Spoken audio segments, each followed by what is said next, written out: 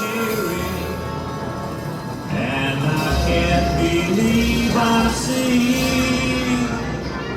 100 yellow ribbons round the old tree. Woo! Yes, sir. I'd tie a yellow ribbon for y'all anytime. Now, I've never actually been in jail, I want you to know. But there was plenty of times me and my brothers and sisters got banished from Grandma's house for acting up.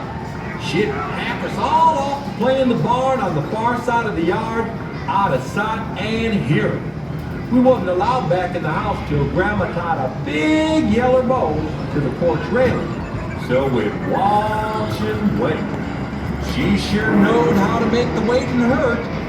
She always would bake up a batch of cookies or gingerbread while we was banished, and we could smell the smell of cookies and gingerbread clear over at the barn. But there sure was no hope of tasting anything till that yellow ribbon appeared. But my grandma, she was something special. Why, us kids just loved to visit with Grandma. We'd have the best darn time, especially after lights out. When I was a little bitty boy, just up off the floor, we used to go down to Grandma's house every month end or so. We'd have chicken pie and country ham and homemade butter on the bread. But the best darn thing about Grandma's house was a great big feather bed. It was 9 feet high and 6 feet wide, soft as a downy chick. It was made from the feathers of 40 lemon geese. It took a whole morning call for the tick. It would hold 8 kids and 4 hound dogs and a piggy that we stole from the shed. We didn't get a lot of sleep, but we had a lot of fun on Grandma's feather bed.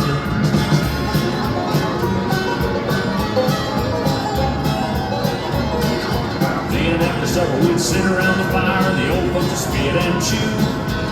Daddy would talk about the farm and the war, and Granny'd sing a ballad or two. I'd sit and listen and watch the fire till the cobwebs fill my head. Next thing I knowed, I'd wake up in the morning in the middle of the old feather bed. It was 9 feet high and 6 feet wide, soft as a downy chick. It was made from the feathers of 40 lemon geese. It took a whole morning call for the tick. It would hold 8 kids and 4 hound dogs and a piggy that stole from the shed.